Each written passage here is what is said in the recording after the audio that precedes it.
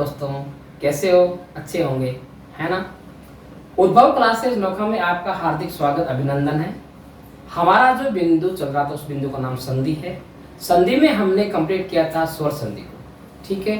और आज हम व्यंजन संधि के बारे में पढ़ेंगे। हमने पिछले वीडियो में संधि जो थी ना अपनी कौन सी, हमने व्यंजन संधि के 1 से लेकर के 10 तक नियमों को पढ़ा था। आज हम 11वां नियम से स्टार्ट करने वाले हैं। आपको ध्यान देने की आवश्यकता है क्योंकि आपको भी अच्छे से ढंग से समझना है। ओके, तो हम हमारे बिंदु की ओर आगे बढ़ते हैं। हमारा बिंदु क्या था? मेन व्यंजन संधि। दोस्तों, क्या होती है व्यंजन संधि? इसकी मैंने आपको ना डेफिनेशन कल में आपको बताई थी, और एक बार आप लोग सभी ध्यान से एक बार और देखेंगे। क्या कि अगर प्रथम पद में अंतिम वर्ण स्वर हो और दूसरे पद के प्रथम वर्ण में व्यंजन हो तो कौन सी संधि होती है? व्यंजन संधि। अगर प्रथम वर्ण के अंतिम वर्ण में क्या हो? व्यंजन हो, और दूसरे वर्ण के प्रथम वर्ण में क्या हो? स्वर हो, तो भी क्या होती है? व्यंजन संधि। या दोनों पदों के बीच में व्यंजन ही व्यंजन हो। कैसे? कि प्रथम पद का अंतिम वर्ण व्यंजन हो, दूसरे पद का प्रथम वर्ण भी व्यंजन हो। इन मतलब क्या कि इन तीनों स्थितियों में कौन सी संधि बनेगी? व्यंजन संधि बनेगी। इन्हीं मतलब क्या है कि संयोग से व्यंजन संधि की डेफिनेशन निकलती है। क्या? अगर प्रथम पद में अंतिम वर्ण स्वर या व्यंजन हो तथा दूसरा मतलब पद में अंतिम वर्ण में नहीं, प्रथम वर्ण में दूसरे पद के प्रथम वर्ण में स्वर या व्यंजन हो तो कौन सी संधि होती है? व्यंजन संधि होती है। दोस्तों ध्यान देना, हमने इसमें पढ़ लिया था 1 से लेकर के 10 तक नियमों को। अब हम आज में नियम नंबर 11 जो है इसकी चर्चा कर रहे हैं। तो ध्यान देना दोस्तों, क्या है नियम नंबर 11? बहुत ही इजी नियम है, अच्छा नियम है, एग्जाम के लिए इंपॉर्टेंट नियम है, आप सबको ध्यान देना है। क्या कि अगर प्रथम पद के अंतिम वर्ण में तय या दय आ जाए। मेरे कहने का मतलब यह है, अगर प्रथम पद के अंतिम वर्ण में, ये है दोस्तों मान लो अपना है प्रथम पद और ये है मान लेते हैं अपना दूसरा पद, ठीक है। इसको अपन क्या मान लेते हैं? इसको मान लेते हैं प्रथम पद। एकदम आराम के साथ समझो ताकि आपको आजीवन याद रहे, ठीक है। और ये अंतिम पद मान लो, या इसको मान सकते हैं अपन दूसरा पद भी मान सकते हैं, ठीक है ना। तो ध्यान देना दोस्तों, क्या कह रहा हूं मैं, देखना कि अगर प्रथम पद के अंत में अंतिम वर्ण क्या आ जाए कि तय या दय आ जाए यहाँ इस स्थान पर, और दूसरे पद के प्रथम वर्ण में क्या आ जाए। ध्यान देना दोस्तों कि दूसरे पद के प्रथम वर्ण में क्या आ जाए कि च, छ या ये अपना अलग ही स, इनमें से कोई एक वर्ण आ जाए। दोस्तों 11वां नियम इंपॉर्टेंट है, ध्यान देने की आवश्यकता है, ध्यान से पढ़ना कि अगर प्रथम पद के अंतिम वर्ण में तय या दय आ जाए, दोनों हलंत पे ध्यान देना, और मतलब दूसरे पद के प्रथम वर्ण में क्या आ जाए, या तो चे आ जाए या छे आ जाए या आ जाए तालव्य से। तो दोस्तों देखना क्या विकार उत्पन्न होता है, क्या विकार उत्पन्न होता है। ध्यान देना कि ये जो है ना आपका हलंत तय और ये दय, इसकी जगह पे विकार उत्पन्न हो जाएगा, और विकार उत्पन्न होने पर यहाँ कौन सा वर्ण आ जाएगा? यहाँ वर्ण आ जाएगा, च वर्ण आ जाएगा, ये इसमें विकार उत्पन्न होगा, ठीक है। तो ध्यान देना। अब इसका अपन एग्जाम्पल भी देखते हैं और ध्यान से समझते हैं। ध्यान देना, एग्जाम्पल पे पहला कर रहा हूं, उसके लिए आ जाए कि सत प्लस चेष्टा, यह है इसका प्रथम पद, यह है इसका दूसरा पद, ठीक है। तो ध्यान देना क्या कि प्रथम पद का अंतिम वर्ण क्या है? अंतिम वर्ण है तय हलंत, और दूसरे पद का प्रथम वर्ण क्या है? दूसरे पद का प्रथम वर्ण क्या है? च है। तो दोस्तों क्या विकार उत्पन्न होगा? यानी कि तय हो या दय हो, इनके स्थान पर विकार उत्पन्न हो जाएगा। क्या कि यहाँ बन जाएगा हलंत च बन जाएगा, ठीक है, और बाकी सारा सेम लिखा जाएगा। तो दोस्तों नाम क्या बन गया है? देखना कि शब्द क्या बन गया है, शब्द बन गया है सचेष्टा। ये ध्यान देना, ये था 11वां नियम। अभी एक इसका एग्जांपल और समझोगे, वो देखो ध्यान से। ठीक, इसका दूसरा एग्जांपल है उत प्लस दूसरा पद आ गया छिल। दोस्तों ध्यान देना कि प्रथम पद के अंतिम वर्ण में क्या आ रहा है, तय हलंत आ रहा है, और दूसरे पद के प्रथम वर्ण में क्या आ रहा है, दूसरे पद के प्रथम वर्ण में आ रहा है छह आ रहा है। तो दोस्तों क्या विकार उत्पन्न होगा, इस वाली तय की जगह क्या हो जाएगा, बन जाएगा, क्या बन जाएगा पता है, तय की जगह विकार उत्पन्न हो जाएगा से। ठीक है, बाकी सारा सेम। तो अब आपको ये एग्जांपल भी समझ आ गया होगा कि उत योग छिन का क्या बनता है, उच्छिन। उत योग छिन का क्या बनता है, उच्छिन बनता है। ठीक है, और एक एग्जांपल इसका और समझो ध्यान से, क्या है देखो। ये एग्जांपल फर्स्ट हो गया, सेकंड हो गया, और ये एग्जांपल इसका थर्ड भी देख लो ध्यान से। ध्यान ये देना है आपको, यहां आ जाए सत प्लस श्वास। ध्यान देना दोस्तों, यह है जो इसका प्रथम पद है ना, इसका अंतिम वर्ण क्या है, तय हलंत है। इसकी जगह क्या विकार उत्पन्न हो जाएगा, चय हो जाएगा। ठीक है, और बाकी सारा सेम। ठीक है, तो ये था अपना व्यंजन संधि का कौन सा नियम, 11वां, सच श्वास। ये है दोस्तों, ध्यान देना। ठीक है, तो आपको इतना ही ध्यान देना है, अगर प्रथम पद के अंतिम वर्ण में तय या दय आ जाए, और उत्तर पद के प्रथम वर्ण में चय या छे या आ जाए तालव्य से, तो क्या विकार उत्पन्न होगा, तय या दय की जगह पे मतलब स्वर रहित चय का क्या हो जाएगा, आदेश हो जाएगा। ठीक है, आदेश का क्या मतलब है, आदेश का मतलब है किसी भी वर्ण को बदलकर उसकी जगह दूसरा वर्ण लिख देना। आदेश का मतलब ये होता है। और आगम का क्या मतलब होता है दोस्तों, आगम का मतलब ये होता है कि दोनों पदों के बीच किसी नए वर्ण का आ जाना।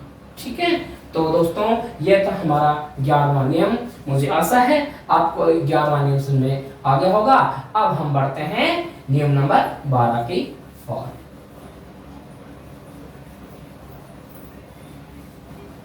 व्यंजन संधि जो है ना, इसके मतलब क्या है कि नियम ही है। व्यंजन संधि नियमों से समझ में आने वाली संधि है, क्योंकि इसके कोई भी भेद नहीं है, प्रकार नहीं है, इसलिए व्यंजन संधि के नियमों को ध्यान से पढ़ें।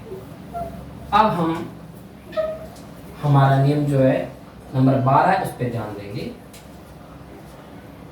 एकदम अच्छे से नियम है, ध्यान देना।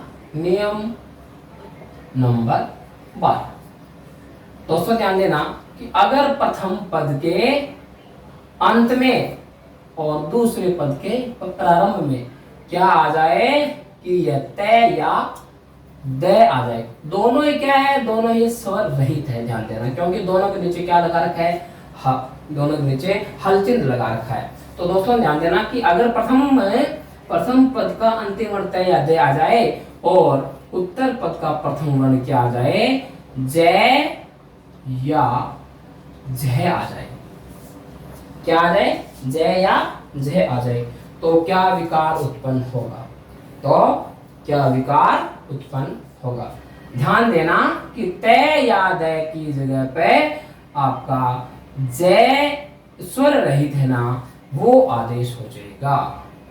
ठीक है, तय या दय की जगह पे क्या आ जाएगा, जय आदेश हो जाएगा, मतलब जय आ जाएगा तय या दय की स्थान पे। तो ध्यान देना, इसको एग्जांपल से समझते हैं कि उत योग ज्वल, ये इसका एग्जांपल पहला है, उत योग ज्वल। ध्यान देना कि प्रथम पद का अंतिम वर्ण क्या है, स्वर रहित तय है, और उत्तर पद का प्रथम वर्ण क्या है, जय है। जय है ना। अब क्या होगा, देखो ध्यान रखना कि ये जो आपका जो तय दिखाई दे रहा है ना प्रथम पद का अंतिम वर्ण, इस तय की जगह पे क्या विकार उत्पन्न हो जाएगा, जय बन जाएगा। क्या बन जाएगा, जय। वो भी कोई कैसा जय, स्वर रहित, क्योंकि यहाँ पर तय स्वर रहित था। ठीक है, तो हमारे पास में शब्द क्या बन जाएगा, उज्ज्वल। क्या बन जाएगा, उज्ज्वल। यह उज्ज्वल शब्द है ना, ये उज्ज्वल शब्द एग्जाम में है ना कई बार पूछा जाता है। तो वो जो एग्जाम्पल रहते हैं ना, इनमें से कौन सा होगा शुद्ध, कौन सा अशुद्ध होगा शब्द है ना, उनमें भी उज्ज्वल शब्द को पूछा जाता है। ध्यान देना, यह था उज्ज्वल। और इसका एक एग्जाम्पल अपन और करते हैं, ध्यान देना। दूसरा एग्जाम्पल है वरियत यो झंकार। देखना दोस्तों, यह है इसका कौन सा पद, प्रथम पद, और यह इसका उत्तर पद। यानी कि प्रथम पद के अंत में क्या आ गया, स्वर रहित तय। दूसरे पद के उत्तर पद में क्या आ गया, प्रथम वर्ण जय आ गया। तो इस वाली तय की जगह पे क्या विकार उत्पन्न हो जाएगा, जय आ जाएगा। कैसा, स्वर रहित जय, और बाकी सारा सेम। ठीक है, तो हमारे पास में शब्द क्या बन जाएगा, शब्द बन जाएगा वृहद झंकार। यह है दोस्तों नियम नंबर 12। आगे होगा आपको सुनने क्या कि अगर प्रथम पद के अंत में तय या दय आ जाए और उसका योग उत्तर पद के प्रथम वर्ण जय या जैसे हो जाए, तो यानी कि तय और दय की जगह पे जय यानी कि आदेश हो जाएगा। यह था नियम नंबर 12। अब दोस्तों हम बात करते हैं नियम नंबर 13 की। ध्यान दें, नियम नंबर 13 बहुत आसान नियम है। आज अपन क्या है कि जितने भी नियम पढ़ेंगे ना, सारे सारे नियम एकदम सिंपल है, आपको समझ में आ जाएंगे। बहुत इंपॉर्टेंट नियम है, क्योंकि व्यंजन संधि सारी की सारी है ना नियमों पे आधारित है ना। अब देखते हैं नियम नंबर 13 कौन सा है। नियम नंबर 13 दोस्तों ध्यान देना, अगर प्रथम पद का अंतिम वर्ण तय या दय हो और उनका योग किनसे हो जाए, इनका योग हो जाए कि तय और ठ से, तो क्या विकार उत्पन्न होगा, यानी कि तय और दय के जगह पे क्या आदेश हो जाएगा, आदेश हो जाएगा हलांतर तय, यानी कि स्वर रहित क्या आ जाएगा, आ जाएगा तय, आ जाएगा स्वर रहित। ठीक है, इसको भी एक एग्जांपल से समझ लेते हैं। एग्जांपल में यहां लिखता हूं, यह आ गया प्रथम पद और ये अपना दूसरा पद। दोस्तों ध्यान देना कि इस वाले तय की जगह पे क्या आदेश हो जाएगा, तय, बाकी सारा सेम। तो क्या शब्द बन गया, शब्द बन गया कौन सा, टिक्का। ठीक है, तो ये है हमारा नियम नंबर 13। और इसी में ही अपन इसी स्क्रीन पे अपन नियम नंबर पढ़ लेते हैं 14 को भी, क्योंकि स्मॉल स्मॉल नियम है कि किसी अगर मतलब प्रथम पद के अंतिम वर्ण तय या दय हो और उनका योग ड या ड से हो जाए, तो मतलब क्या कि क्या विकार उत्पन्न होगा, तय या दय की जगह पे ड आदेश हो जाएगा। यह मैंने गलत लगाया। ठीक है, तो ध्यान देना दोस्तों, इसको भी एक एग्जांपल से समझ लेते हैं। जैसे उत योग डयन, उत योग डयन, यानी ये जो आ रखा ना ये तय, इसकी जगह पे क्या आ जाएगा, ड आ जाएगा और बाकी सारा सेम लिखा जाएगा। तो शब्द क्या बन जाएगा, उड्डयन। क्या बन जाएगा, उत योग डयन शब्द बन जाएगा उड्डयन। उड्डयन को ऐसे भी लिख सकते हैं। ठीक है, यह भी सही है और यह भी सही है। तो अब ध्यान देना, नियम नंबर हो गया आपका 14 भी हो गया। अब हम पढ़ेंगे नियम नंबर 15 की। और आज वाले जो नियम है ना, बहुत बहुत सिंपल सिंपल नियम है। ये तो क्या है कि हर किसी को समझ में आने वाले नियम है, लेकिन ऐसा है कि नियम चाहे स्मॉल हो चाहे बिग हो, चाहे छोटा हो चाहे बड़ा हो, नियम मतलब क्या है, जो नियम है ना वो सभी मतलब क्या है नियम आने चाहिए। ऐसा नहीं है कि ये जो नियम सिंपल है तो इस पे मतलब क्या है ध्यान नहीं देते हैं। सिंपल भी एग्जाम में कभी की आ जाता है, वो भी हमारा रॉन्ग हो जाता है। ठीक है, अब हम नियम नंबर करते हैं, कौन सा, नियम नंबर 15। दोस्तों ध्यान देना, वही बात है कि अगर प्रथम पद के अंतिम वर्ण में त या दे आ जाए हैं, और उनका योग किससे हो जाए, लय से हो जाए, इसका योग किससे हो जाए, लय से हो जाए, तो क्या आदेश होगा, तय या दय के जगह पे लय आदेश हो जाएगा।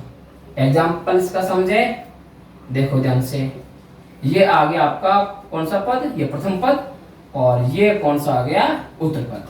अब ध्यान देना, ये जो आ रहा है ना, ये स्वरहित है ना, इसकी जगह पे क्या हो जाएगा, इसकी जगह हो जाएगा स्वरहित लय बन जाएगा, ये लय बन गया, और बाकी सारा सेम।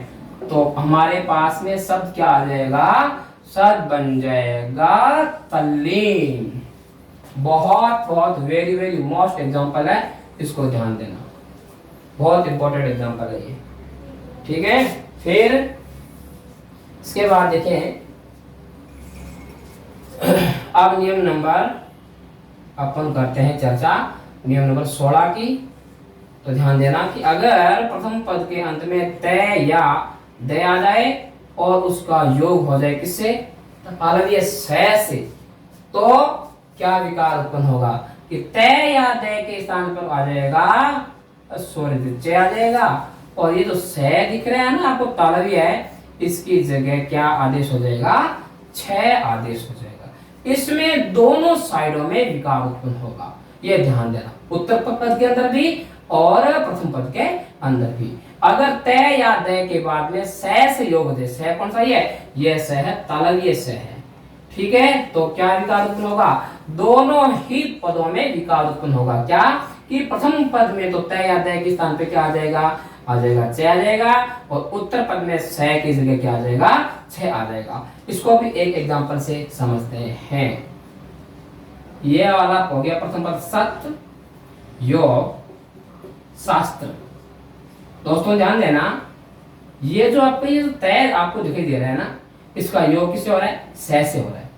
तो ये जो है ना तय, इसकी जगह पे क्या हो जाएगा, च बन जाएगा। कैसा च, आधा, यानी कि स्वर रहित, और से के जगह पे क्या हो जाएगा, छ बन जाएगा। ठीक है, बाकी सारा सेम दिखते हैं, है ना। तो अब ये क्या बन गया, सब देखो, सब बन गया सच्छास्त्र। सत्य योग शास्त्र का क्या बन गया, सच्छास्त्र। ठीक है, ये था हमारा नियम, कौन सा, नियम नंबर 16। ठीक है, और इसका एक एग्जांपल और समझ लेते हैं, उत योग श्वास। देखना दोस्तों, ये है हमारा कौन सा पद, ये प्रथम पद है और ये उत्तर पद है। तो देखना कि प्रथम पद का अंतिम वर्ण क्या है, तय है, और उत्तर पद का है प्रथम वर्ण स है, कौन सा, तालव्य। तो इस वाले तय की जगह पे क्या आदेश हो जाएगा, च, और उत्तर पद वाले स की जगह क्या आदेश हो जाएगा, छ। तो अपना शब्द क्या बन जाएगा, ध्यान देना, हमारा शब्द बन जाएगा उच्छ्वास। उ आ गया, च हलंत है, और ये छ और वास, क्या बन गया शब्द हमारा, उच्छ्वास। ये था नियम नंबर 16।